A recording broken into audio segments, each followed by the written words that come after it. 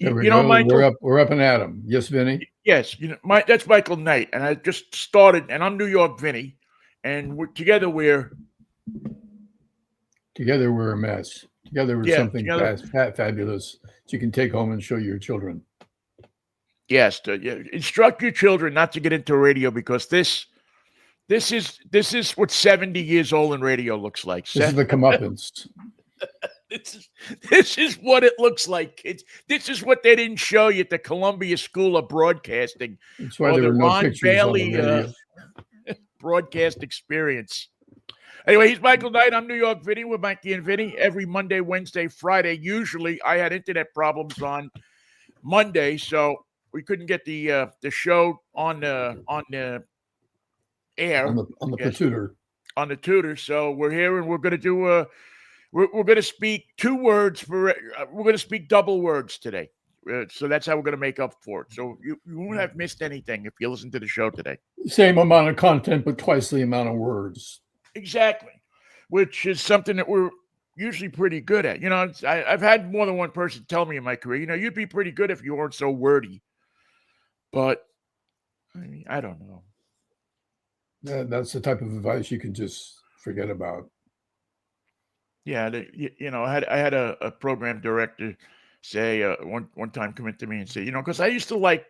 I mean, I didn't do a long weather report, but I used to like just grab the weather and give a couple of temperatures in the around because I figured if people were listening and they were going out or something like that, they wanted to know how cold it was outside. I mean, they could give a crap less about the barometer or the wind coming or this or that or anything like that, but they want to know how cold it is outside so they know what kind of coat to put on, or something like that, or no coat or whatever.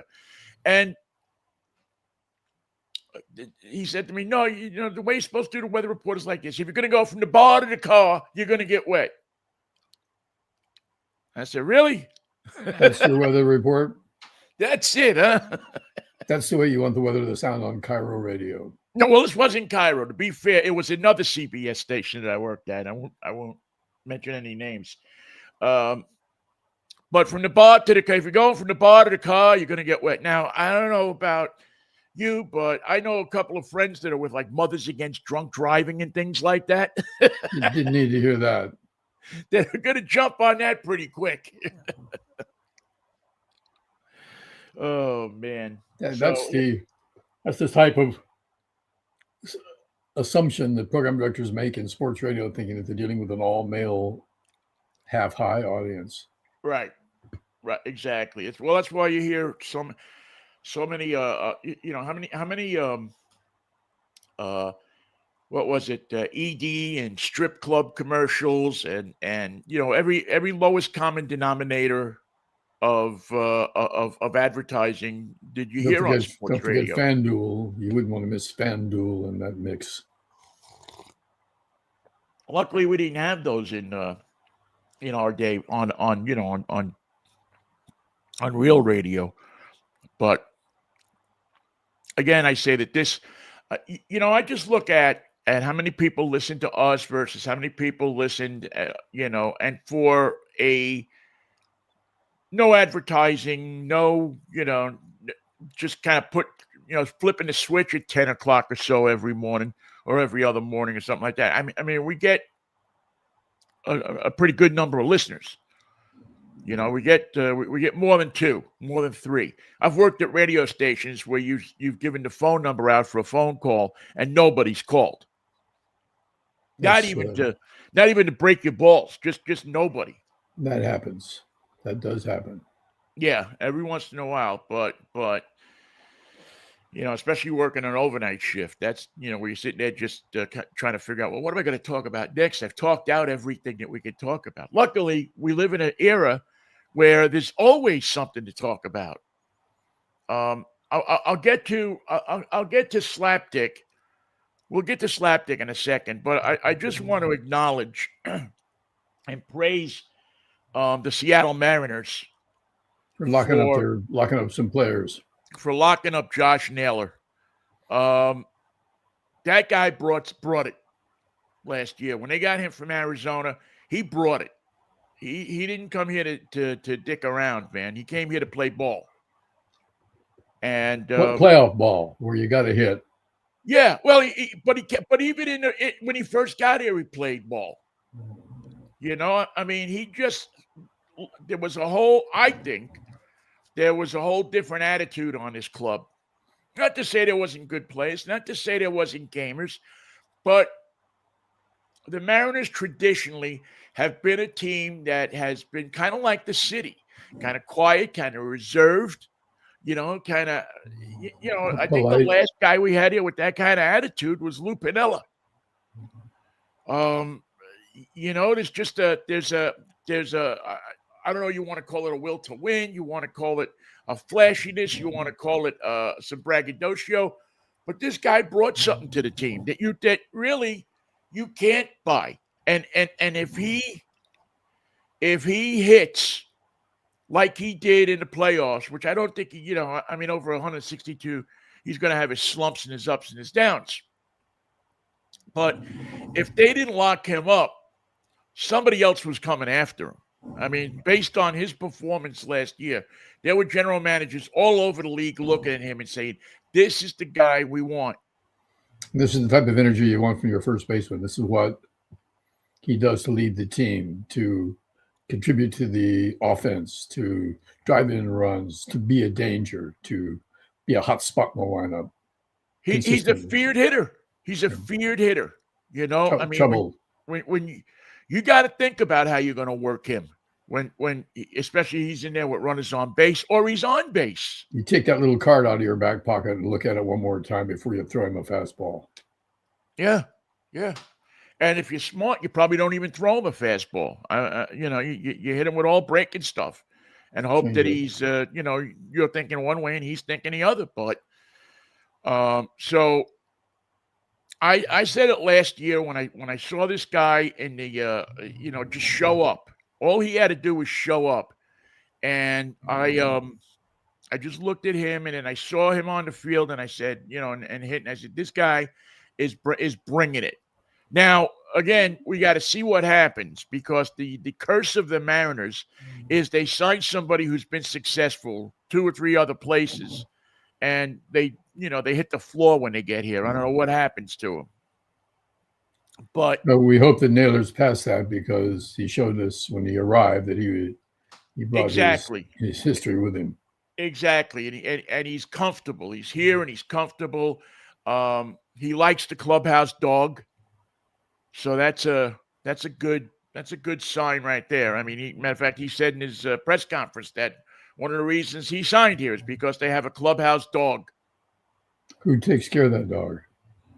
I'm going to say that the clubbies. I'm going to say that that's an assignment that falls to the clubbies. What's the doggy's name? Russell, I think. Russell Wilson. Yeah, maybe. Who knows? I mean, well, there's another sad story.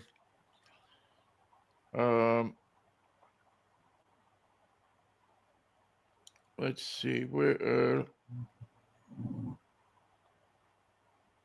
What the hell is the dog's name?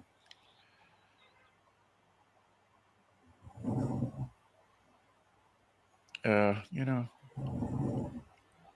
you know the team pretty well. What does Russell the dog, if that's his name, do during the game? I don't know. I guess he stays in the clubhouse. I mean, I really wasn't aware that. To be honest with you, I didn't really know that they had a dog. So shame on me. Sometimes you just. Sometimes you don't know things. Again, Michael, I'm not in the clubhouse every day like I used to be. So it's there's things I don't know. I don't read. I mean, most of the information I get about the club, I get off the internet and stuff. And so I don't, I don't know that that he had. I mean, I never heard the dog mentioned on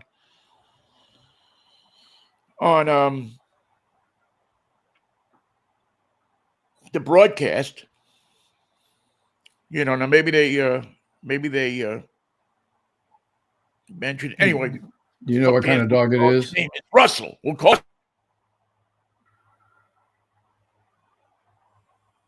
We lost your audio, Vinny.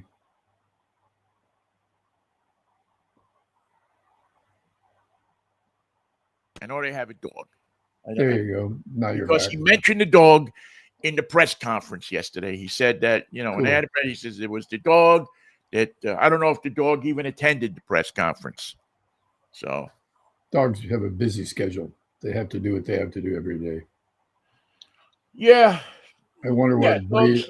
Do you know what kind of dog it is? I have no idea what any kind of dog is. I really don't know breeds of dogs except for Chihuahuas. I know what a Chihuahua is. Other than that, I think I know what a terrier is, I think you know what a too, black lab is. if I'm not mistaken. So I don't know. I don't know dogs. I don't know trees. I don't know plants. You know, I know, my kid could tell you, different types of dogs, different types of. I just have no idea what the tree, except for redwoods. I know what a redwood is. Other than that, I don't know that I know what I could tell you what kind of trees are outside here.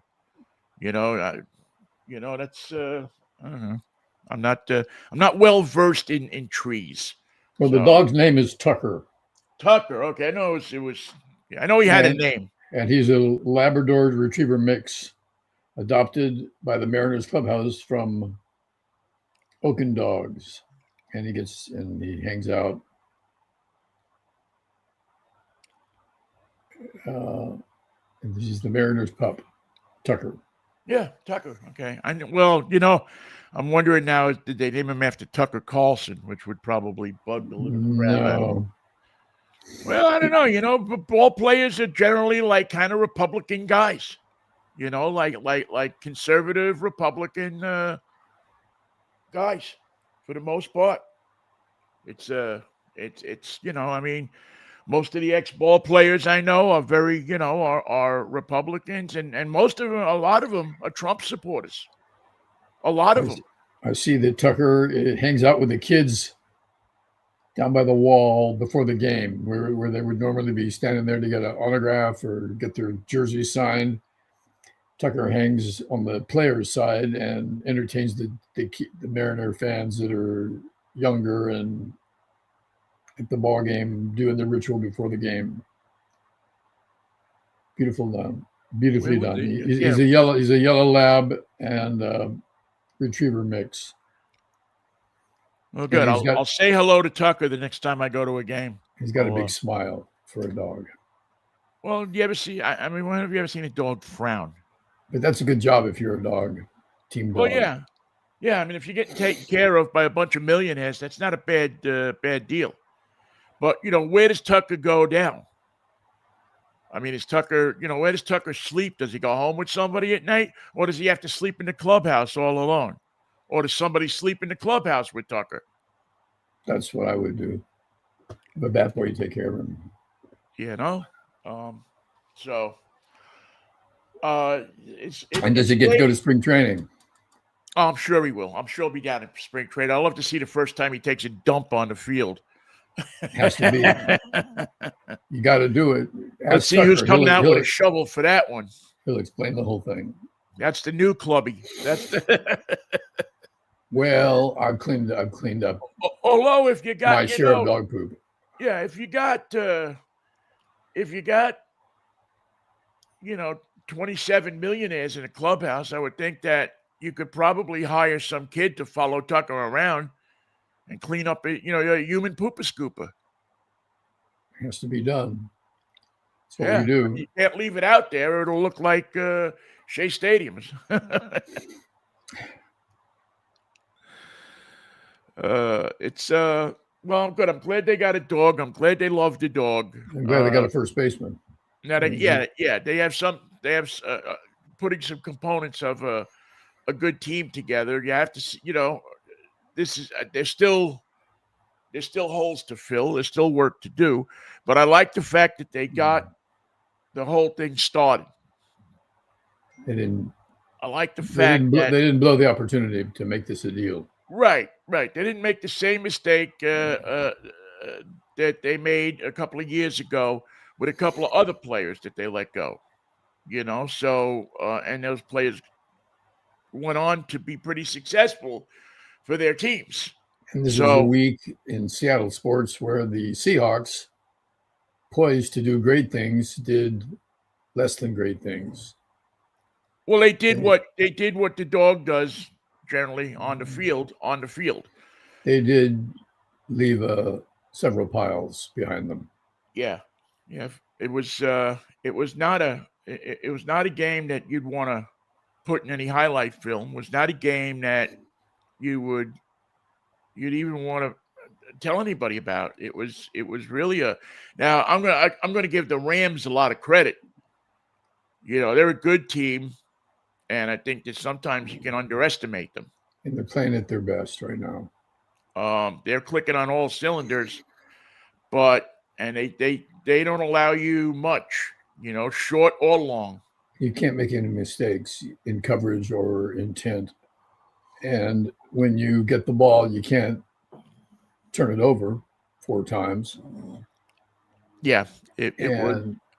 You gotta have more of an offense than the Seahawks did. But Darnold has not had that kind of season. He's had a very successful, productive, offensive season, and Right. it wasn't like him. And I'm going to say that he had a crap game. Everybody has one. He did it in a game that unfortunately was a game that they really needed to have. Yeah. But they still get another crack at the Rams later. They in Seattle. Yeah, in Seattle at home, and they still got a full schedule to play out among many teams that they're going to beat the crap out of. So what do? You take it, you put it behind you, you try to fix what you can fix, or you just realize that, hey, what do we do to change what happened the next time we see these guys? Because you've got to look at them now, so you know what they're doing. You've seen Puka Nacua. Yeah, you've seen them, and the way their coverages are just phenomenal. They've got it all. I mean, they got speed, they've got girth, they've got speed guys that have girth. They've got running backs, they've got cornerbacks, they've got every kind of back. They got nickelbacks, they got everything. It's just a really good football team. But we're not a bad football team. No, not like that. Was not an accurate showing on Monday night. Yeah, I don't think that what you saw on Sunday was real. And even with all of that, it's not that the Seahawks got blown out. Any one of those interceptions don't happen, and that's the Seahawks game. But if it's a big word, if your aunt had balls, she'd be your uncle. With all the things that went wrong in that game, they could have won it with a kick. Yeah, but did not.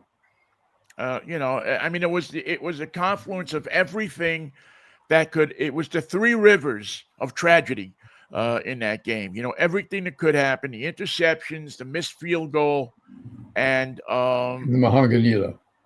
Yeah, and the blown the blown coverages. The other the Rams players running up the field, and there's no Seahawk within 5 yards of them. I mean, I saw more open guys in that game in the first half. Wasn't so bad in the second half. He kind of pulled, but there was a lot of open Rams in that first half, man. When he was looking to pass the ball downfield, he seemed to find somebody at will. It's easier to find somebody that on the Epstein list than it was to play defense against the Rams. Yes. The Epstein list. It's boy, is it out yet? No. Where the hell is the Epstein list, and who the hell is on it? Is this going to be the biggest non-story of our lives? The Epstein list is finally out, and there's nobody on it. That would be funny. That would be hilarious. I don't think say there was no happen. Well, the Republicans involved in releasing it or covering it up seem to be uncertain about who's on the list. What is the list? It's a list of what? It's a list of who? Who put the list together? Where did this list come from? Has anybody confirmed the list? Who's checking the list? We know none of these things. Well, nobody seems to want to. I mean, listen, you and I both have been around long enough to know that there's going to be names from all over the place on that list.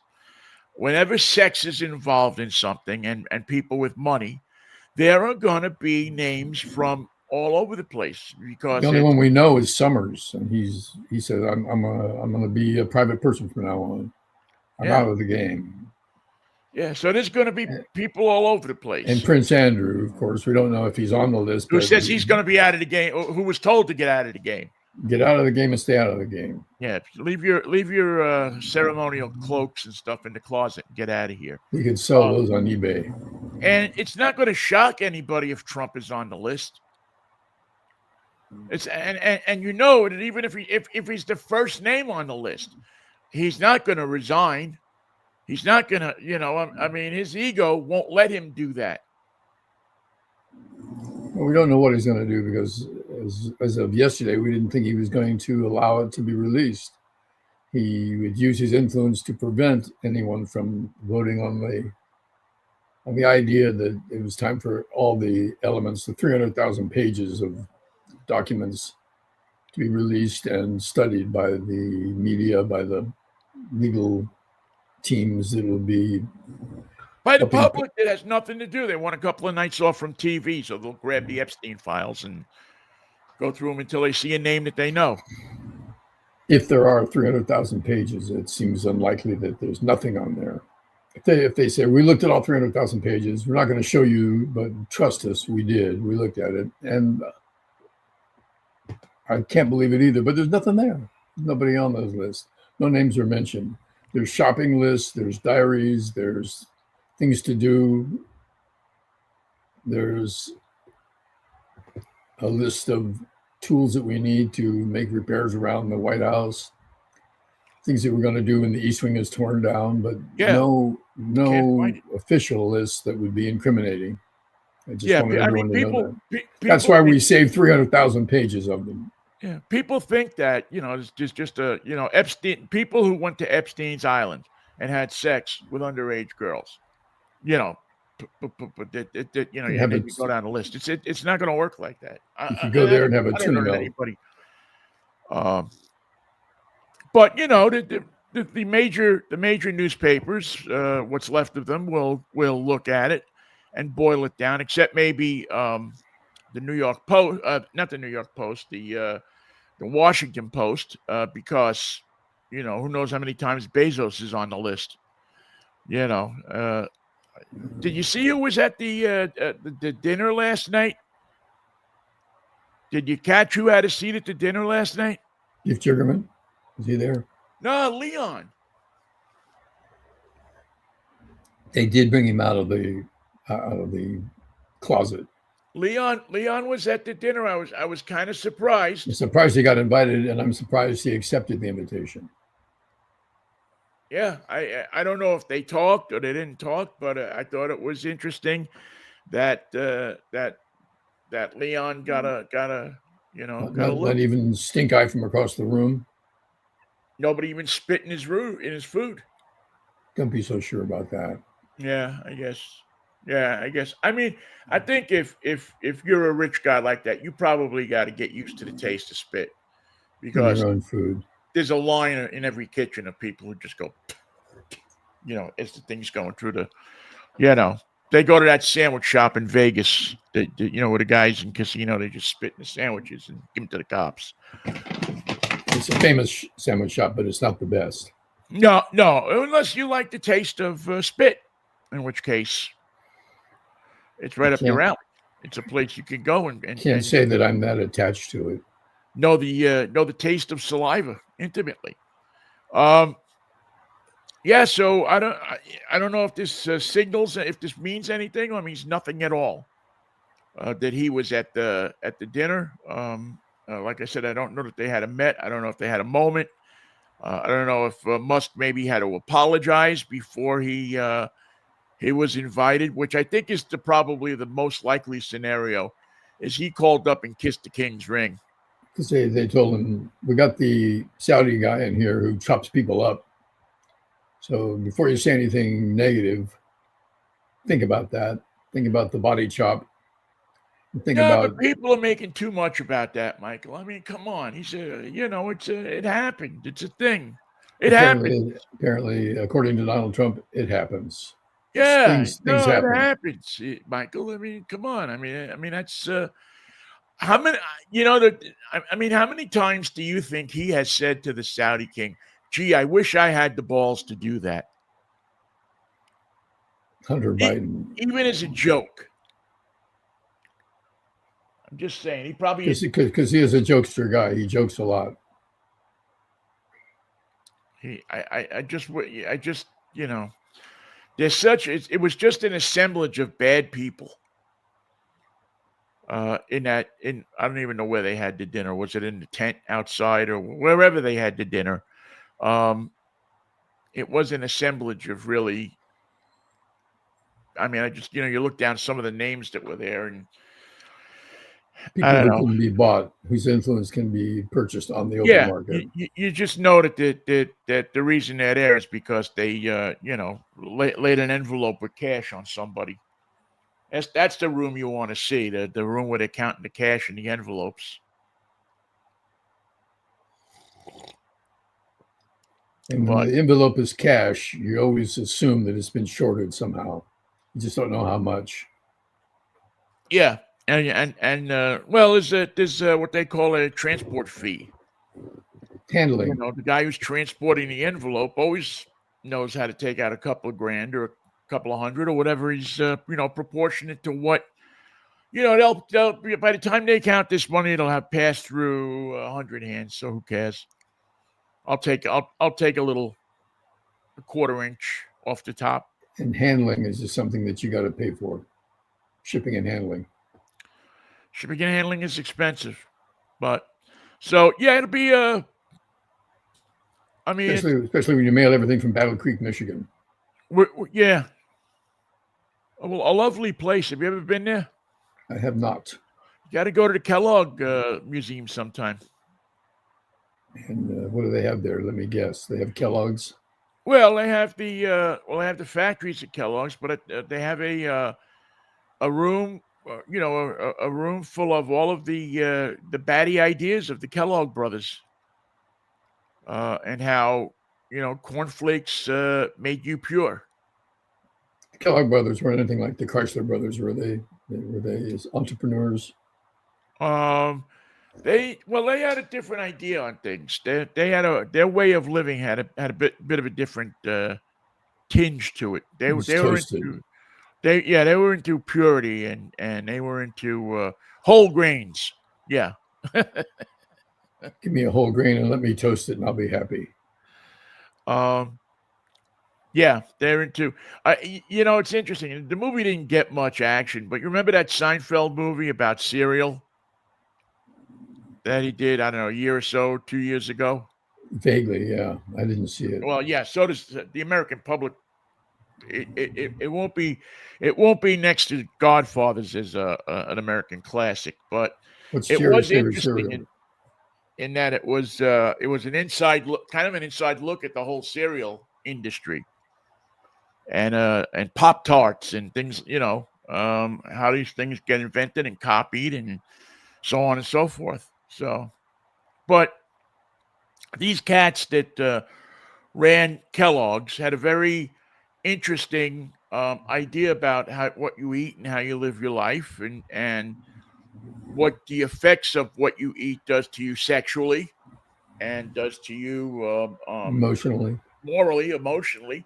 And they had a lot of people who would go to their sanitarium and get clean and get breakfast. Get breakfast, yeah. I mean, I don't know if you're eating breakfast 3 times a day, but it seemed that, I forget what the whole program was. I think it was no meat, no this, no that. And they really... I don't know if I could take it if there's no that. I can put up with no this, but I got to have that. Yeah, no this or no that. But they evidently had a full house. They had a waiting list to get into the joint. So it must have had some kind of value to it. 3 meals a day, all breakfast. Well, it looked to me in reading about it like it was a cult. But obviously people don't go in for that kind of stuff anymore. The No, not cults. Americans. Americans can't be led into that sort of dead end of No, life. no, we can't be led into a cult anymore. We're better than that. We're past that. We're bigger than that. Past. Oh man! And then of course you had the beautiful press conference with the beautiful cut him up kid. Yeah, from Saudi Arabia, where it's now you have the opportunity to get called names by the president of the United States if you ask a question. They'll call you Piggy. Quiet Piggy. Yeah. Or you're a horrible person and yeah, a horrible reporter. And he couldn't put two words together to write an article. Trump couldn't put two words together to write a letter. How dare you ask a question of our guest? How dare you guest cut up a reporter? Or anybody for that matter. Never mind a reporter, anybody. People say that he was unpopular. People say they didn't like him. That's a Trump thing, that people say these things. Yeah, you know that people are saying. Thank you, Michael, because you just hit on something that is the scourge of our lifetime today. And we used to hear it pretty much from talk show hosts all the time. They say it was a famous trope of talk show hosts to have a topic and say, people say, or when they were interviewing somebody and they thought something and they didn't have the balls to say to somebody, I think that you are this, or I think you are that. Right. That they would always lean on, well, people say.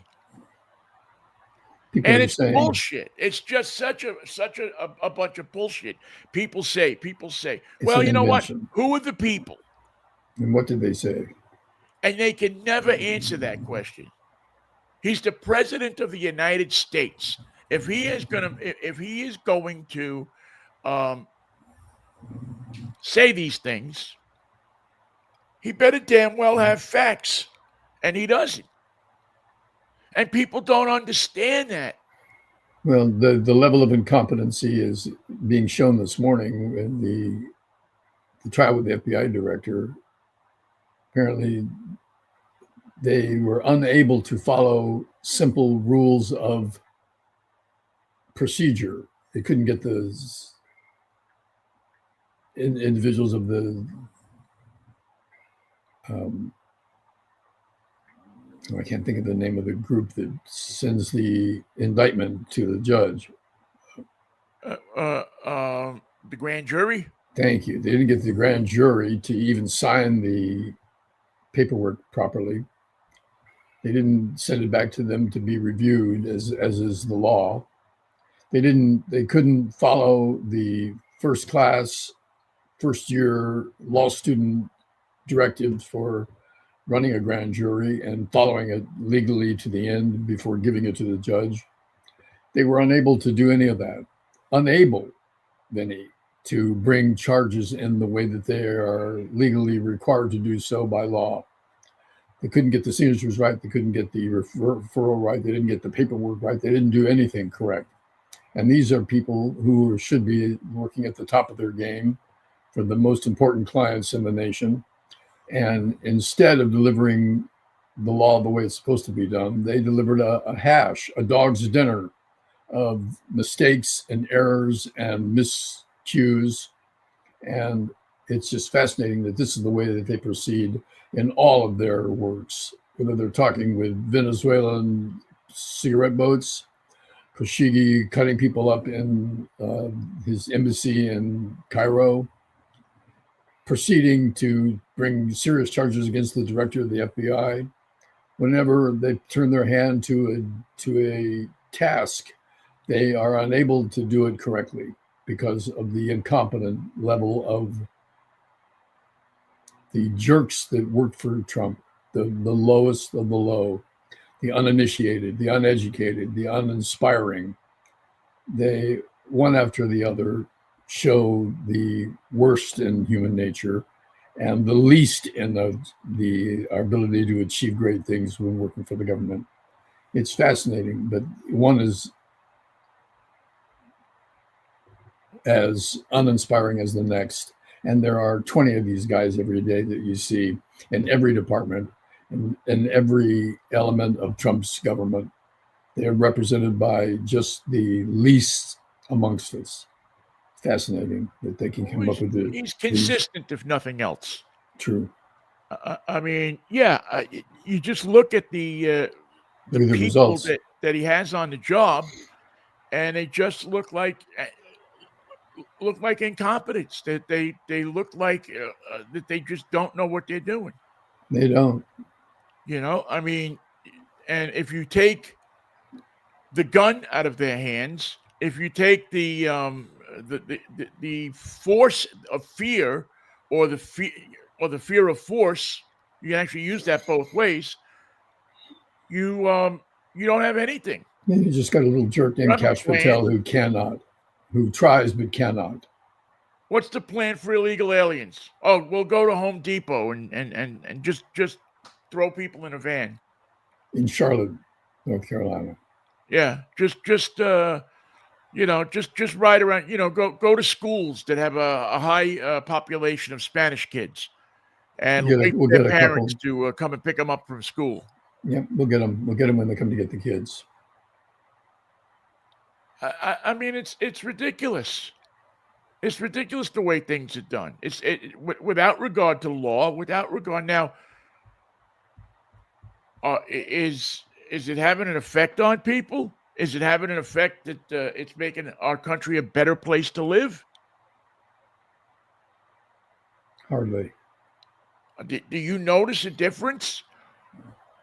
I mean, the crime that's going down was going down beforehand. It's not that Trump got into office and he was making things go down. By dealing with the worst. You know who's the worst? There they are, riding around in ice trucks. That's the worst. The mass secret police, they're the worst. Yeah, I mean, just how do people, how do you as a ICE agent go to work each day and say to yourself, this is my job, I love it. This is my job, to lock innocent people up. I got a $10,000 bonus to sign with Homeland Security. It's really hard to fathom. It's really hard to fathom that these people aren't going to get their I don't know. You have a job like that, and I guess you follow orders, and I guess you do what you're told. But it seems like there's an overzealousness in doing what they're told. It's like there've been a bunch of angry white guys let loose on a group of people so that they can get even with them for something. Street bullies.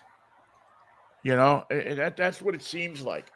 And listen, I don't mind the idea that you have strict requirements to get into the country. I don't mind the idea that you fortify the borders so that people can't just come running into the country. I think that's something that you needed to do.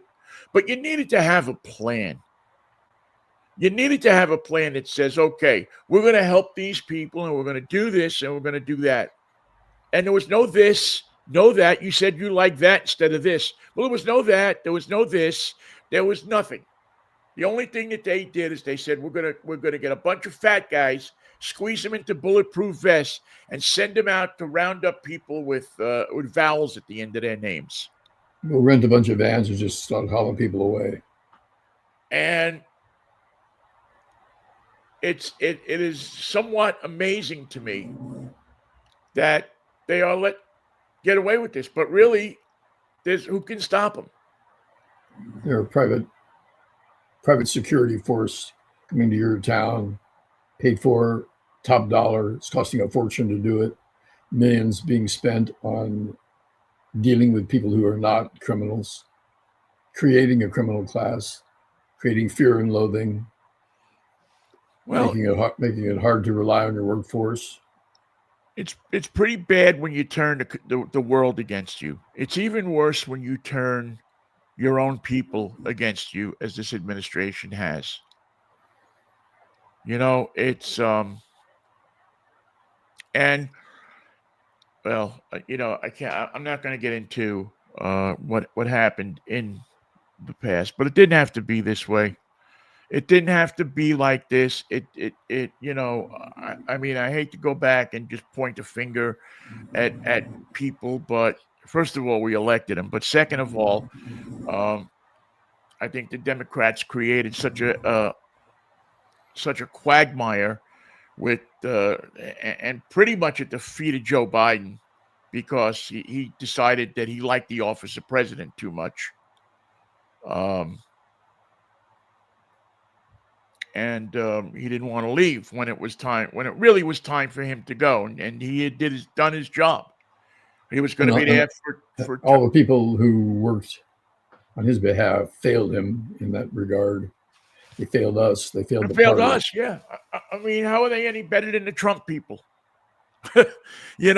Except that they don't have that feeling of. I'll tell you one way I can answer my own question.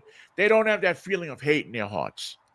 They didn't tear down the East Wing. That the Trump people seem to have.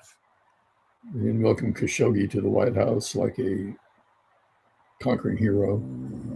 Yeah, they don't seem to have that. Khashoggi has to pay. He has to pay as he goes. Khashoggi is the guy that got killed. That's right. The prince is the guy that they say ordered. Prince Ferdinand. Yeah, MDS there, MBS, I guess it is. Mohammed bin Salmon. I heard somebody call him Mohammed bin Salmon last night. I was hoping they served fish at the. Well, I call him Khashoggi. Yeah. Well, yeah, which is I'm sure Mrs. Khashoggi was like that. Matter of fact, I heard an interview with her the other day. And just how she's dealing with, having her husband sent home in several baggies. Not an easy thing. What did they do? What did they do with the pieces? I don't recall that story. I don't know. Maybe they called Joe Pesci. So what do we do with this? Got a hole in the desert for you. Well, they called David Chase and said, well, bring him over to Satriali's. And we'll take care of it for you. Drop him off at night. We're having a lunch special. Yeah, drop him off at night.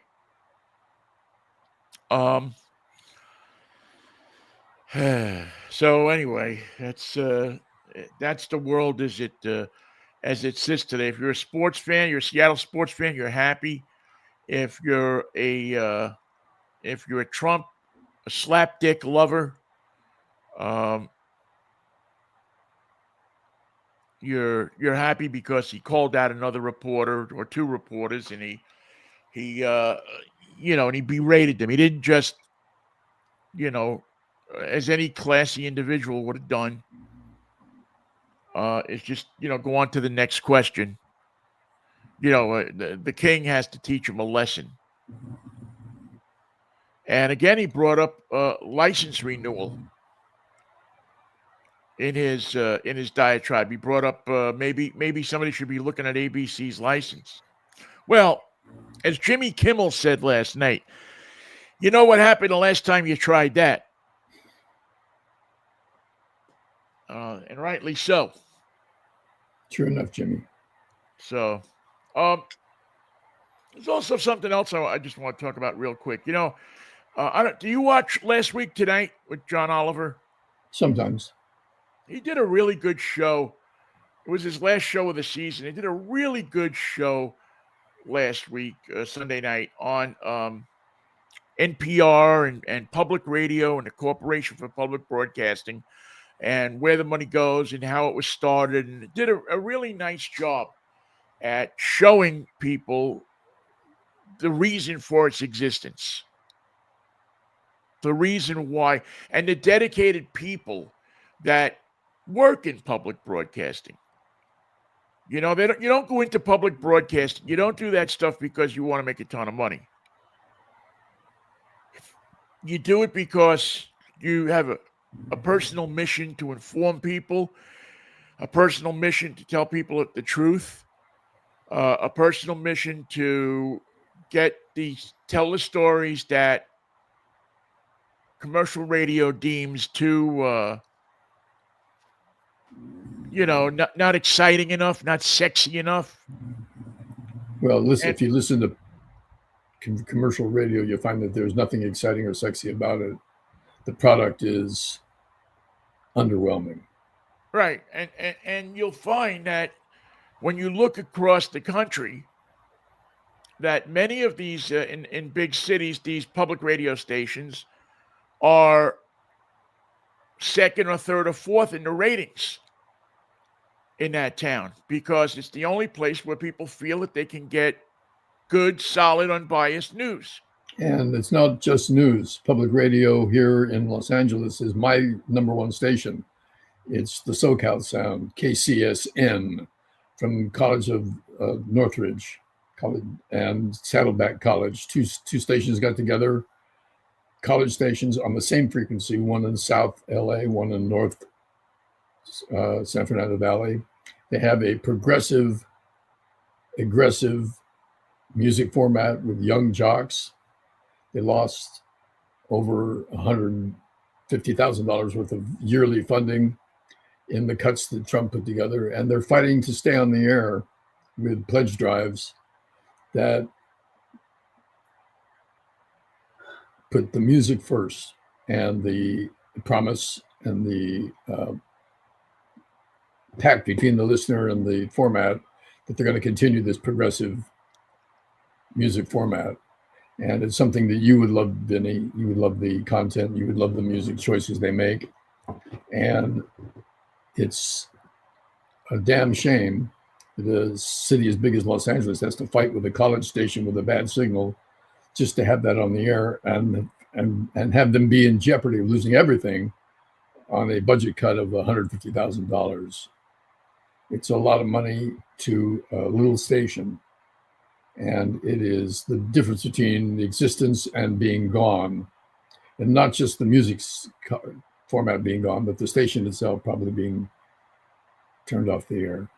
Yeah, or at least sold to, like KUSF was sold to somebody who turned it into a commercial station, because now you can do that. You know, it was a time when you couldn't do that, but now you can take a station that was a non-commercial license and go for it. Turn it into a commercial station. It's really hurt. Anyway, Oliver did a great show, and he also did a thing where he was auctioning off stuff. So if you're interested in public radio and helping them and having a little fun doing it, with some very unique Christmas presents, including a scale model of Lyndon Johnson's balls. Well, you do want it at scale. You wouldn't want it life size. Well, these were large. Actually, I think they were scaled the other way. These were large size sculpture of Lyndon's nuts, because Lyndon was complaining one day to the tailor that he needed more room in the crotch. Well, that's the type of complaint that a tailor has to listen to. And probably loves to hear. I mean, it's got to make them rise in the pants a little lower. Got to even them out here. And anyway, it was one of the funniest tapes I'd heard ever of Lyndon talking to this tailor. I'm sure there's funnier ones around with Lyndon Johnson, because he was a pretty funny guy when it comes down to it. And it was just really interesting to hear this. But anyway, John Oliver made a show out of his nuts. And he said that they had offered him to the Lyndon Johnson Museum, but they were politely declined. Well, I never. So anyway, if you're interested in that stuff, Google John Oliver. I think this website they set up for it is John Oliver's Junk. But there's some interesting and unique things on there that, and it's a few that aren't that expensive, so you could help public radio out. And I'd do anything I can to help public radio out. I came up in public radio, and it's just an unbelievable feeling of accomplishing things. I remember when we won Station of the Year at KUSF several years in a row. We won Station of the Year, and I won. Well, the station won, but won the contest of the year from Ben Fong Torres when I gave away my car on the air with name the 5 things wrong with the car. And it was, and to make it interesting, we loaded up with 90.3 albums, and show tickets and stuff like that. But those are the things you had to do because there was no advertising budget, nothing. Nobody got paid. But it was, I won't say nobody got paid. The board operators got paid. They were the only people that got paid at the station manager. And, but it was really, it was a great camaraderie, would you say, experience when you have camaraderie all over the place. Is that camaraderie? It can be. Okay. I don't want to be accused of making up a word. No, if you're going to make one up, that's a good one. I like the sound of it. Camaraderie. It was a camaraderie experience. Yeah, that is a pretty good, come to think of it. So anyway, that's out there. We got Friday coming up here in 2 days. And you mentioned that because it's going to be Friday in 2 days. It'll be a freaky fractious Friday. We'll be here. We'll be here at 10. 10. And we're come see us. Tell your friends to come see us too. Tell them we're on the list. We're on the Epstein list. Well, yeah. I don't think I'm going to be on it. I know you're not going to be on it. No. But I have a feeling that there's going to be people that we know personally on it. People from broadcasting. That we've talked to. Yes. People that we've had encounters with. Has to be. It won't be Mary Lou Retton. No, it won't be Mary Lou. Unfortunately. Well, fortunately, I guess. All right, Mikey. Let's get together on Friday. We shall do it. We'll do another hour of we don't know, but we care. Maybe we'll even talk about that. Should be our T-shirt. We don't know, but we care. Yeah, we don't know, but we care. That should be that is a good motto. We don't know, but we care. All right, man. I will see you on Friday if the Lord's will and the creek don't rise. Now tell me about the wine. Oh, of course. We always end this show with a little peace, a little love, and a little Manischewitz.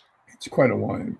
It's meant to be drunk liberally and enjoyed. See you, Vin. See you, Mikey. Take care. Thank you all for listening to. We'll see you on Friday morning. Bye-bye now. Bye.